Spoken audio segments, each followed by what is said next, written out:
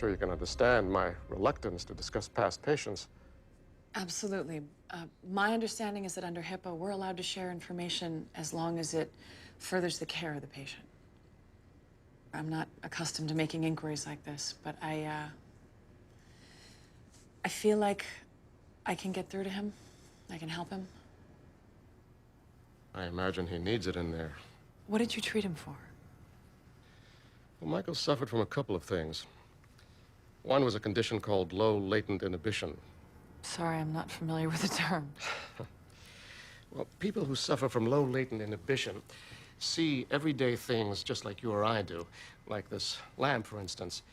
But where we just process the image of a lamp, they process everything. The stem, the bulb, the bolts, even the washers inside. Their brains are more open to incoming stimuli in the surrounding environment. Other people's brains, yours and mine, shut out the same information. We have to do it in order to keep our sanity. If someone with a low IQ has low latent inhibition, it almost always results in mental illness. But if someone has a high IQ, it almost always results in creative genius. Do you think Michael's a genius? Well, I think that word's been derogated in the media these days. But in the classic sense of the word, yes, I do. You said there was something else you treated him for? He came to me with absolutely no sense of self-worth. The loss of both parents very often does that to a child.